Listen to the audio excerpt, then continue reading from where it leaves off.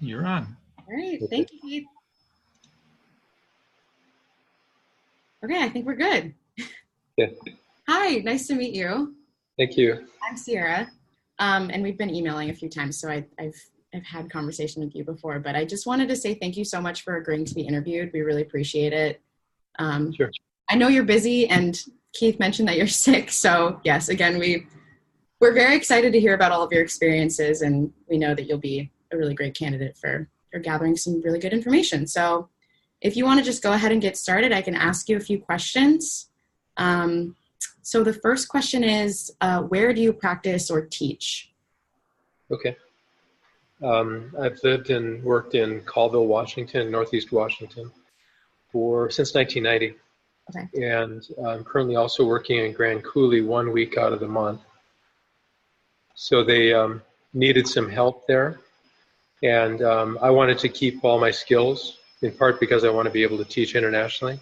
Mm-hmm. So the caliber of physician that we're training is quite different there, just out of necessity, because there's so few physicians in that part of the world. So we feel like if we can, keep our skills, the closest that we have to teaching the physicians that we're trying to train is maybe a rural family doctor in the U.S., but even that doesn't quite meet all of the expectations that we have for the physicians that we're training.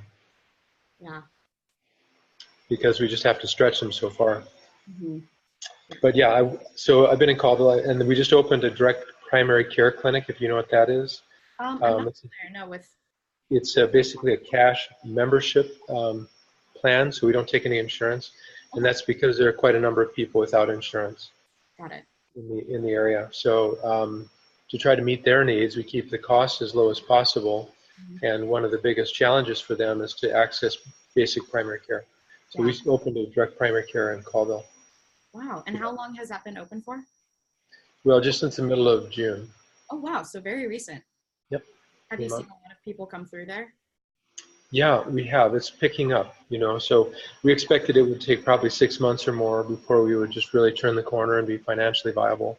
Mm-hmm. And that's probably pretty close to where we're going to be. Wow, that's really amazing. Yeah. Great. Okay. So that's a good start. My second question is, what are your passions within your field of medicine? What my passions would be? Yeah, within your field or just in general as well. Okay.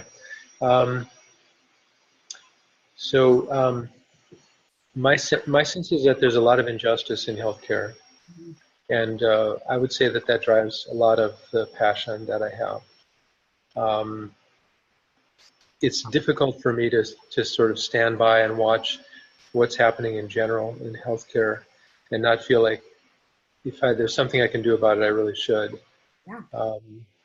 It's true in rural areas. I'm sure it's true in urban areas where there's just this price gouging that's going on and this lack of affordability and access for many people, especially people between sort of the Medicaid population and the insured population. There's a whole lot of working poor people that just can't afford. So for all practical purposes, they don't have access. Yeah. And we're beginning to learn their stories just because we opened this clinic, especially for them. There's a lot of people with high deductibles too, like people that work at Walmart. We've got a $5,000 deductible. The courthouse, people that work for the government in the courthouse just recently changed their insurance, and they've got a $9,000 deductible. Oh, so they're very excited about our clinic because it's already prepaid. You're a member. Everything that we do under our roof is available to them. So, and we can also negotiate on their behalf for lower medication prices. So we have a dispensary, and we can negotiate for imaging studies and lab studies. So I think that by doing what we've done, we're beginning to experience, what it really means to sort of create some justice in healthcare. Yeah. There's opportunities for that, but you have to sort of step in and be willing to take that on. Yeah, and it seems like you're doing that with your project with opening the clinic. So kudos, that's really incredible. Yeah.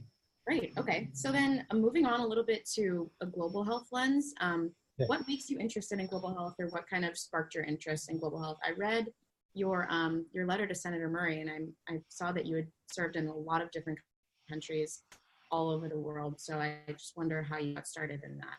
Okay. Okay. It was something that was ingrained in me when I was very young. So this idea of giving back or serving in some way for part of my career, people that couldn't pay me back.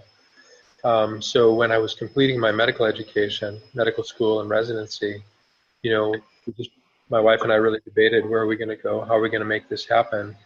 And for, I would say, many of my classmates, they had similar sort of altruism that was driving them. But the reality of medical education is that you get tired and you just want to like just relax for a while, you know, because you've been pushing so hard to complete this task. So I thought, well, if I'm going to do it, this is a time in my career to do it, to try to carve out time in the middle of my career when the kids are in school and, you know, we're paying a mortgage and we've got a busy practice. Doesn't seem very likely that that's going to happen. Yeah. It made more sense to me to do it right out of residency. So we agreed to go to Malawi for 3 years. Wow. And I worked at a mission hospital there. And not a lot of teaching, but some administrative experience. So I had a chance to be the director for 16 clinics that were scattered over the country. Wow. And that was a great experience as well. I learned a lot. I learned a lot about medicine. I learned a lot about health disparities. I learned a lot about administrative challenges, you know, and challenges in global health. And those lessons have stayed with me. So when we came back to the States and settled in Colville, Washington, it was a chance to really reflect on how can I make this part of my practice for the rest of my career. You know, it's hard to lay it down because you know, it may sound arrogant to some, but the truth is that the presence of one person in a place where the physician to population ratio is 1 to 80,000, as was the case in Malawi, makes a measurable difference, you know? It does, yeah. Wow. And so I'm sure that one of this, or the experience in Malawi was an incredibly impactful experience. Are there any other experiences in global health that have had that level of impact on your life? Yes, Yeah. there are. Malawi was the beginning, but after that I went on some short-term kind of medical mission trips with small groups. And, you know, that was great. It was short term, but, you know, you don't always know what the impact of those trips is going to be until time has passed. So one of the trips I went on was in 1996 in an area of Kenya, northern Kenya, where there's a lot of conflict between the Pokots and Turkanas. That's two tribes in northern Kenya. And we built a church and we saw a bunch of people and we realized the challenges that they had, and then we kind of left and went home and forgot about it, but they didn't forget about us. So in 2011, they started writing to me and saying, could you come and help us? We're in a horrible situation. All of our animals are gone. People are fighting with each other. And I'm saying, I'm not the right person. You know, I mean, I have no business coming over and trying to help with cattle wrestling. I don't know anything about that. So, but they kept writing to me, like they kept in contact with me and said, we think that if you came, that you could make a difference. And so I said, okay, if you think that this is really something worthwhile and you think that somehow I'm able to do something, then I'll come. So in 2012, Shelley and I were in Rwanda at the time teaching family medicine there. And so in 2012, we had a chance to go there and visit the site for the first time, a place called Kapedo. Everyone else had bailed out because there was so much violence in the area. And, you know, so we met with the leaders, we met with both sides, and when they began telling the stories, especially the women, it just broke my heart. Like I couldn't imagine my mother or my sister being in a situation where they were just trying to get water out of the river or get a few branches to weave together to make baskets to sell so they could feed their families, and somebody shooting at them. And I thought, you know, we have to do something here if we can. So we set down some ground rules and said, everything we do has to be about peace. That's one thing we learned in Rwanda. So in Malawi, I learned that there were about 8 different issues that all of us as human beings share, needs that we share no matter where we are in the world. If we don't have those things, food, water, shelter, clothing, you know, and so on, if we don't have those things in our lives, then our health is affected by it. Yeah. And, but when I went to Rwanda and was teaching, the first thing that came out of there, when I said, what are the things that we all share as human beings, no matter where we are, the first thing that came out of their mouth was peace. And I thought, wow, yeah, this is Rwanda, of course, you know. I mean, you can't talk to people about growing vegetables if they're running for their lives, right? Yeah. So peace has got to be the basis for good health. And so because of that experience, we realized that um, in Kenya, that we really needed to work on peace. And every aspect of what we were going to work on had to be directed toward peace. So we engaged both sides. We insisted that women be involved in the leadership group, and we allowed the communities to set their own priorities, what they wanted to work on. And we promised them that we would work with them for 5 years or more. So we've been working on it now since then for about 7 years. Wow. And they write back to me pretty regularly, and um, they still are working on peace. It's a very difficult work, you know, but it's very important. So so they're asking for various things, and we're still trying to support them in the ways that we can. And we've engaged our community here in helping to support what's going on there. But I've learned a lot about what primary care really is. It's a very broad definition. Yeah, And it includes things like shelter and water and peace and food and agriculture and environmental concerns, fuel. And if we don't think of primary care in that way, we are kind of destined to be stuck in these silo programs that are working in parallel with each other, but really not communicating with each other and not recognizing the impact that is going to happen on the environment, for example, 20 years from now, if we double the population. Yeah. And so we just have to be more thoughtful. So I felt like that was a really kind of a eye-opening experience. It's been a really good experience to work on primary care in a completely different way. Absolutely. And now in Gambella, in Ethiopia, that's another one that's really opened some doors for me, under my understanding. I've been teaching family medicine in various parts of the world, that the Americans who are working there don't want to be known because they're a target. So there are places in the world where we as Americans might consider them to be our enemies. Okay. And so when I heard about these Americans doing this, I thought these are really remarkable people. Like, how are they pulling off a quality family medicine education process in the middle of very bleak circumstances? And so I wanted to experience that. So I went and worked with them. I've been back 4 times now to this part of the world, and learned a ton by being there.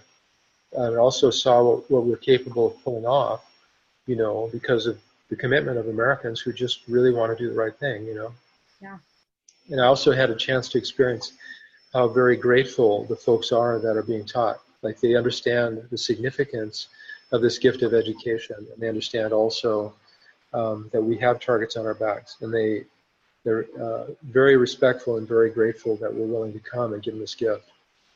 So, putting all that together, and then on one of my trips, I met a young South Sudanese gentleman by the name of Gad Bel Chamjok, and he told me his story of escape from South Sudan, one of the lost boys of South Sudan, and of his dream to develop a medical school, not in South Sudan, at least not first, but in Western Ethiopia, because many of the South Sudanese go through that part of the world.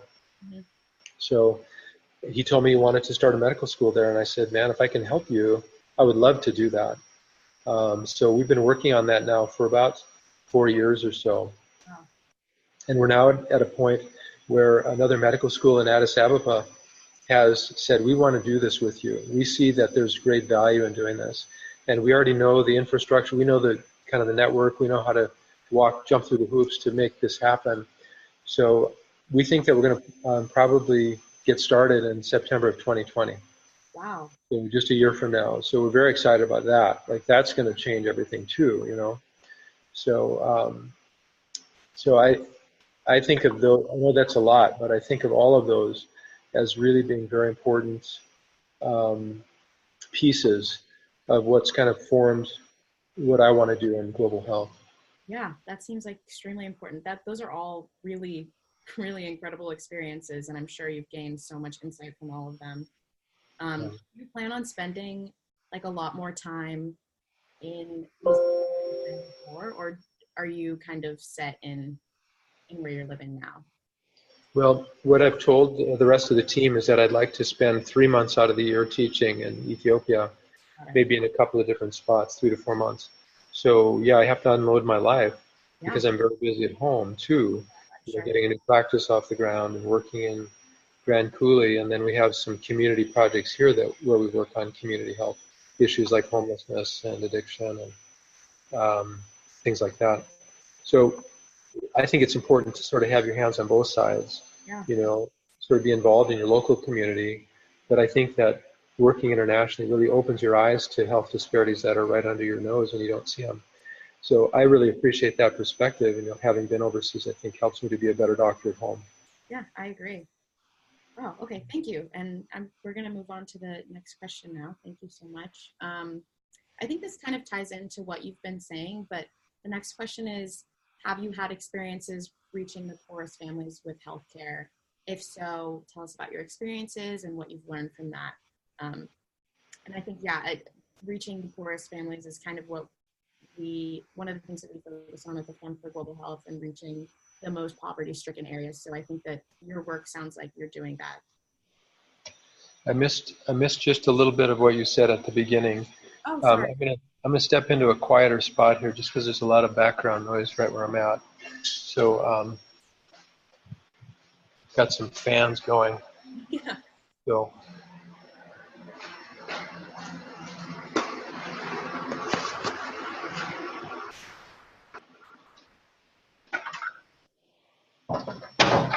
okay, I think that'll be better. Sorry, I'll have you just repeat that if you don't mind. Yeah, of course. So the question is, have you had experiences, and I know you have, so what have been your experiences reaching the poorest people and the people who struck with the most poverty, and how has that impacted your work? Yeah, that's a great point. So as I mentioned, one of the kind of ethics that has driven my life is this idea of working for part of my career for people who can never pay me back. Yeah. And so that means that, what I've discovered is that in Africa, I've worked in other parts of the world too, like Central America and South America and the South Pacific. But when you go to Africa, it's like dropping off a cliff in terms of poverty. Mm-hmm. So the place that has, sort of fallen behind and been held back is largely Africa. If you look at the 10, 14 biggest disasters, humanitarian disasters in the world, most of them are in Africa. And refugees, other than Syria, most of the refugees are in Africa, So if you're going to go to where the poorest people are and where there's the greatest disparities in healthcare access, I think you have to talk about Africa. Mm-hmm. So, and since I had that experience in Malawi, and just sort of watching some of the heartbreaking things that happen in places like Malawi, and people that you could help if they don't have access or whatever, and some of the craziness with well-meaning projects that are intended to do the right thing, but they're sitting rusting in Africans, on the African landscape because somebody had a good idea and maybe throw some money at something and then it either fell short or faltered or lost interest or whatever happened. So in Gambela, this is one of the most impoverished parts of the world. Western Ethiopia. It's kind of a backwater part of Ethiopia. So Ethiopia as a country has really developed quite a bit in the last, several decades. So there are some good things happening there. But a lot of it is kind of isolated to Addis and the surrounding area. But even in Addis, even you see all these big buildings going on up and big investment by some of the diaspora and other countries. But you also see a lot of homelessness, so it's kind of just a disconnect, Well, this friend of mine, when he told me his story, I realized that he was really onto something, that this was a good idea, So as we've developed this idea, one of the things we want to do is open the door for people in refugee camps to have access to higher education. That's one of the biggest disparities that we see. Mm-hmm. The average length of time for a refugee in a refugee camp is 17 years. So if you think of a young person getting plugged into a refugee camp, their options are to stay there in the camp or to go back to their country of origin. And in many cases, going back to their country of origin is unthinkable. So they're just kind of stuck there for the duration. Ethiopia is kind of unique in the sense that they really do open their doors for education for refugees. They don't see differences. The people groups that share that border are the same groups, the Anuaks and Nuers, primarily two different tribes. Mm-hmm. And so they flow back and forth across the border. And on the Ethiopian side, they have the attitude that, well, we need to give them access to jobs and to a future, including education. So when we talk to them about the idea of creating a professional school, a medical school, that opens the door for refugees to apply, and specifically looks for people from the local area, because if you train local people, they're more likely to stay. One of the biggest issues is that people leave. Like there's this huge brain drain out of Africa, but also a huge brain drain out of Gambella. Nobody wants to stay there. It's too hot. Yeah. It's uncomfortable. But these are their people. So if we can train local people with local resources, local diseases, um, and provide good quality education, I think we're going to get a different outcome. We're not going to have this revolving door all the time. People will stay. And if you're a refugee and you have no future, why not create a future where you become part of your own solution, like you're actually helping your own community? So as we've developed this idea, there's some kind of wild things that have happened. One is that 6 of the guys that are primarily diaspora here in the U.S., so Ethiopians and South Sudanese, have gotten very excited about this, and they said, we want to be the first graduates of that medical school. So they're doing the unthinkable, leaving the United States, going to Ethiopia, completing their education with intentions of staying there long term to form the core faculty of the medical school. And they want to own this. Like, this is theirs. So it's really exciting. Wow. So yeah, and then just the local leadership and also the national leadership are on board. For some reason, the guys that we're working with here in the States have connections with all these people. So they just kind of they leapfrog all the way to the top and introduce this idea. So it saved us a ton of time in terms of the development ideas, because we're a not-for-profit organization that doesn't have any money and doesn't have any clout. We're not connected to any big organizations. But because other people have seen the value of the idea, the dream, the vision that we have, like social in Addis Ababa, all of a sudden I think that's going to change everything. I think it's going to open doors in ways that we can only imagine, in terms of the quality and in terms of the outcomes that we'll have. Yeah, I agree. And have you noticed a large interest in people going to this medical school that's going to open? Yes. Yeah. Yes. In some interesting places. So Doctors Without Borders, I'm sure you're familiar with that organization. So they're working in Gambella largely because of the refugee population. But Doctors Without Borders always tries to have an exit strategy. Like they don't see themselves as long-term connections. Right? They want to. Unfortunately, in this situation, that they've actually expanded their mission. So they've taken over additional departments that they had no intention of taking over. So they're very interested. They see the establishment of our medical school as their exit strategy. They're not going to get out of there without somebody coming alongside them and saying, actually, why don't we work on replacing you? Okay. So that organization is very interested in what we're doing. And then we've had applicants from the local community that have expressed interest and said, can I just send you my resume or something, and my training so far. So yeah, people are applying and we're not even asking for applications yet. Wow. So it seems like there's a lot of interest, and have you noticed even amongst the refugee population that there's an interest in attending this school? Definitely. Yeah. Wow. And what kind of qualifications can you look for in a medical school in this kind of context where it's not completely established yet, and applicants are coming from all different, I'm assuming all different knowledge levels. Yeah, that's true. So you're probably familiar with the European medical education process. You apply right out of high school, Okay. and it's a 6-year program. So some of the undergrad stuff that we do in medical, prior to medical school here in the States, is kind of rolled in Mm-hmm. to the medical curriculum. I see.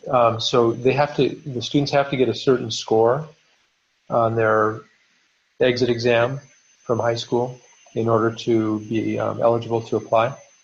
So that's one criteria. But there's a lot of corruption in places like this. So, we feel that we should have another process as well. Okay. So the school that we're working with in Addis said we insist on having a personal interview. And that makes sense to me. You want to know, not only is this person smart, but do they understand what it means to be a doctor? And do they have compassion for people? Are they caring? Are they ethical human beings? So you can't always get that just from a resume or whatever. Yeah. And so talking to a person in a personal interview makes a lot of sense.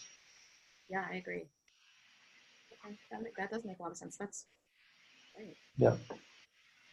Okay, so after that, the next question is, what conclusions have you drawn from your experience kind of at large? I know that's kind of a hard question, but any really important ones that you've drawn from your career experience? Yeah. It's a good question, though, even though it's tough to answer. One is that I would not trade this life for anything. I mean, I love what I do. Mm-hmm. And at this point in my career, I see myself doing more of the international work. And that means I have to offload some things that I'm currently doing. So I think it makes us better human beings, and better physicians too. But to be able to go into parts of the world and give this gift, I would rather train 6 doctors to do what I do rather than go there and see patients all day, every day. And Yeah. because I would enjoy either one, but really the better outcome is going to be if I can train physicians. So for the rest of my career, however many years I can stay healthy, and I think I can stay healthy for, a couple of decades potentially. Yeah. So, that being the case, then, why not keep my hands in up-to-date skills, bring up-to-date, I think keeping my hands in American medicine so I bring up-to-date skills to the doctors that I'm teaching there is important. Mm-hmm. The other thing is that you can pull off an amazing quality program if you have the courage and passion to make it happen. Another thing is that you should be willing to listen to good ideas no matter where they come from. Like this idea was Gad Bell's. It's a great idea. Yeah. And everybody sees it. It doesn't matter that it didn't come from a big university or something. This is just one human being who said, this is what I want to do. And the rest of us have come alongside and said, we agree. That's what we want to do too. Another thing would be people are just people, no matter where you are in the world. Mm-hmm. So even people that we might consider to be our enemies, if you go there with the intention of blessing them with your life and just helping them, um, it's really a remarkable experience. Like there are parts of it that are hard to describe because when you're there, the folks that you're teaching, the doctors you're teaching, and they know you're leaving, like you can just sense from their body language that they're deeply moved by the fact that you came, and they just can't stop thanking you, and they just do it over and over again. So to be loved by people that we would, as Americans, consider to be our enemies is really a unique experience. And you just realize the power that we have as Americans to do some good things in this world. Mm-hmm. And sometimes it feels like we get just sort of sucked into our little world and we never think of stepping outside of it. Yeah. And life consumes us and we get busy, and I understand all of that. But the way that I look at it is that if if you don't carve out time in your life for the poor, it will never happen. Life will carry on, and you'll lose the opportunity to do this good thing. Yeah. So the way I look at it is I have to set a place at my table for the poor of this world. Otherwise, they get left out. Their voice is drowned out. You know. So that's what I have to do to make it work. But that's also really fun. Yeah, I'm sure. That's incredibly inspiring as well. Yeah. It seems like you've learned a lot from your career and from your Yeah. experiences. And Yeah. yeah, like you said, you wouldn't trade it. So that's Mm-hmm. really very, very special. Yeah, it's really wonderful life. Yeah. Yeah. Okay. So my last two questions are kind of interrelated, but I'll just start with the first one. Um, this is also kind of a big question. Do you have any recommendations for improving U.S. global health aid? Yeah. I'm sure you do. Yes. I think an investment in primary care is really important. Um, nothing wrong with investing in other things, other specific things, but um, primary health care is really what is needed in many huge areas of Africa where it's rural, and the ratio of physician to patient in South Sudan, for example, is 1 to 100,000. Wow. No medical school in the country of 12 million people. So South Sudan, when they heard about what we're doing, they want us. We said, "Well, how can we support what you're doing? Because we want to send students to your school. Mhm. We have to send people out of the country, and we know that these are largely the same people. So how can we send? So they want to be part of it. They want to see it at the table. Yeah. And then, by the way, a few years from now, could you come across the border and help us get established with the medical school?" Um, so I'm not sure where I was going with that, but anyways, those are um, a couple of things. And tell me again the question, because I tend to get my mind goes in a weird direction sometimes. Just any recommendations that you have Oh for yeah. improving U.S. global health aid? Yeah. So okay, that's where I was going. So education of professionals, health professionals, Mhm. should be a big priority, and emphasis on primary health in a real broad sense. Yeah. That includes the basic needs that all of us as human beings share. I think those are important investments to make. Yeah, I agree. Definitely. Okay, great. And then the last question I have for you is within the field of global health, how can we at the Fund for Global Health best support you in pursuing your advocacy? Oh, that's a great question. Yeah, so telling our story, Mm-hmm. maybe giving our doctors, poor over there, a voice. Mm-hmm. Um, so being connected to a larger organization, so that our voice, the story of what we're doing, the story of what we're building, is heard on other venues, and the people that are making policy decisions have a chance to hear um, the stories of what is happening, what Americans are doing in other parts of the world, and what's working, what's really changing outcomes, because that's our intention. Our intention is to transform health outcomes for the region. Yeah. You so as our story develops, being able to um, have access to other organizations or groups that can help us tell that story, I think that would be probably one of the most powerful things Good. that I we would, could ask. yeah. Okay, that's all I have for you. Okay. I want to say thank you so much for taking the time out of your day to interview with me. We got a lot of really great information, and it sounds like your career is illustrious and you've learned so much from it. So really valuable information for myself, and I'm sure for everyone else at the Fund for Global Health. So thank you. Sure. Well, thanks, Sarah. Yeah, good to meet you. Okay. Stay in touch. Bye. Okay. Bye-bye.